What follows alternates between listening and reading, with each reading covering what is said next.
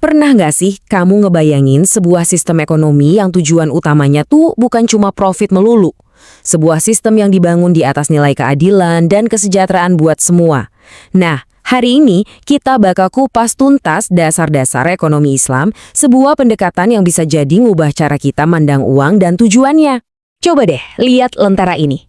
Di dunia ekonomi yang kadang terasa rumit, bahkan gelap, ekonomi Islam itu pengennya jadi kayak lentera ini. Jadi cahaya pemandu. Dia ngasih arahan etis buat setiap transaksi, buat mastiin kalau setiap langkah finansial kita nggak cuma ngasilin untung, tapi juga nyebarin kebaikan. Yuk kita berhenti sejenak buat mikirin pertanyaan penting ini. Gimana jadinya kalau sebuah sistem ekonomi dirancang dengan tujuan yang lebih besar dari sekadar untung? Pertanyaan inilah yang sebenarnya jadi kunci buat kita ngebuka pemahaman tentang betapa uniknya ekonomi Islam. Oke, mari kita masuk ke intinya. Hal pertama yang perlu banget kita pahami adalah ekonomi Islam itu berangkat dari pertanyaan yang fundamentalnya beda banget dibandingin model ekonomi konvensional. Nah, disinilah letak perbedaan paling mendasarnya. Di satu sisi, ekonomi konvensional itu fokusnya gimana caranya ngatasin kelangkaan sumber daya buat menuhin keinginan manusia yang seolah nggak ada batasnya. Di sisi lain, ekonomi Islam ngajuin pertanyaan yang beda. Gimana caranya kita ngelola sumber daya yang udah diamanahin ke kita buat mencapai falah. Nah, falah ini bukan cuma soal kaya raya ya, tapi ini soal kesuksesan yang utuh yang mencakup spiritual, sosial, dan ekonomi. Jadi fokusnya geser dari yang tadinya cuma menuhi keinginan, jadi mencapai kebaikan bersama. Jadi, kalau tujuannya adalah falah, gimana cara mencapainya? Nah, sistem ini dibangun di atas 4 tujuan etis yang sangat spesifik dan fundamental. Yuk kita lihat satu-satu. Eits, sebelum kita lihat tujuannya, kita perlu paham fondasinya dulu. Maqasid syariah.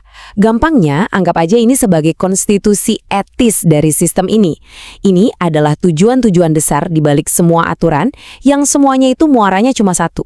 Melindungi dan meningkatkan kesejahteraan seluruh umat manusia. Dan inilah keempat pilar tujuannya. Pertama, pemenuhan kebutuhan dasar. Jadi mastiin semua orang punya makan, minum, tempat tinggal yang layak. Kedua, peningkatan kapabilitas. Ini bukan cuma soal bertahan hidup, tapi gimana memberdayakan manusia lewat pendidikan dan kesehatan. Ketiga, keberlanjutan. Ini soal mikirin jangka panjang, gimana kita jaga planet ini buat anak cucu kita.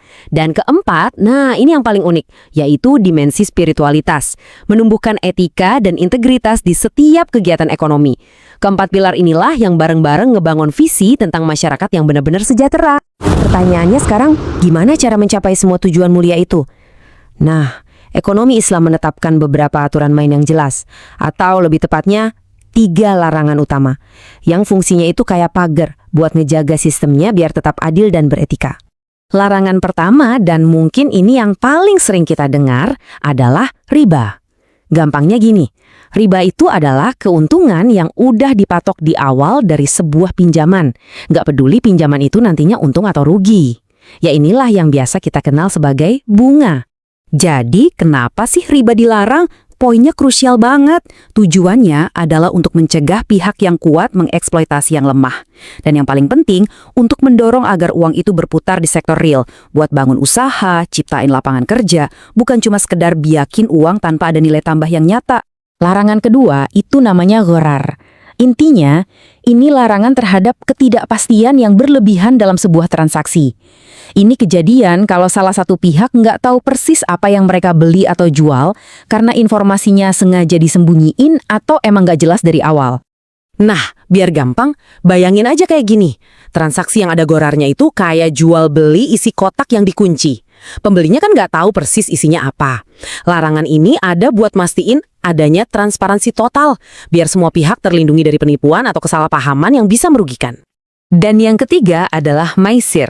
Ini adalah larangan terhadap perjudian dan spekulasi murni. Maksudnya usaha buat dapetin kekayaan cuma dengan ngandelin untung-untungan, bukan lewat kerja keras yang produktif dan menciptakan nilai yang nyata. Tujuannya jelas banget, mendorong orang untuk menciptakan nilai. Ekonomi itu harusnya jadi permainan yang semua orang bisa menang. Bukan permainan di mana untungnya satu orang datang dari ruginya orang lain, persis kayak judi. Ini tentang gimana kita bikin kue ekonomi jadi lebih besar, bukan cuma rebutan potongan kue yang udah ada. Oke, kita udah bahas konsep dan prinsipnya. Sekarang kita lihat gimana semua ini tuh bukan cuma teori di atas kertas. Prinsip-prinsip ini diwujudkan lewat berbagai institusi yang ngebentuk ekosistem ekonomi syariah di dunia nyata, termasuk di Indonesia loh. Di Indonesia sendiri, ekosistem ini udah jalan. Ada regulatornya kayak Bank Indonesia dan OJK yang bikin aturan main. Ada lembaga sosial kayak Badan Amil Zakat buat ngelola dana umat demi keadilan sosial. Ada juga Dewan Syariah Nasional yang mastiin setiap produk keuangan itu patuh sama prinsip-prinsipnya. Sampai ada badan khusus kayak Kenex yang fokusnya mendorong pertumbuhan sektor ini. Jadi, ini bukan lagi sekedar wacana, tapi sebuah infrastruktur yang nyata dan berfungsi. Oke, jadi ini kan sistem dengan sejarah yang panjang. Tapi, apa relevansinya hari ini? Kenapa kita perlu ngobrolin ini sekarang, di tengah semua tantangan ekonomi global yang kita hadapi? Jawabannya ternyata sangat relevan. Nilai-nilai inti ekonomi Islam, kayak keadilan, transparansi, dan fokus pada dampak nyata, ternyata nyambung banget sama tren global masa kini. Mulai dari ethical finance, investasi yang berdampak sosial atau impact investing, sampai tujuan pembangunan berkelanjutan atau SDGs. Jadi ide-ide ini sebetulnya adalah bagian dari percakapan global yang lebih besar. Kutipan ini benar-benar negasin poin tadi. Konsep dalam ekonomi syariah itu bukan sesuatu yang terisolasi, tapi justru jadi bagian dari diskusi global tentang gimana caranya kita bisa menciptakan sistem ekonomi yang lebih adil, lebih manusiawi, dan lebih berkelanjutan untuk kita semua. Pada akhirnya, belajar tentang ekonomi Islam itu membawa kita ke satu pertanyaan mendasar yang relevan buat kita semua, nggak peduli latar belakang kita apa. Sebenarnya, di atas nilai-nilai apa sih kita mau membangun masa depan ekonomi kita bersama? Nah, ini pertanyaan penting untuk kita renungkan bareng-bareng. Terima kasih sudah menyimak.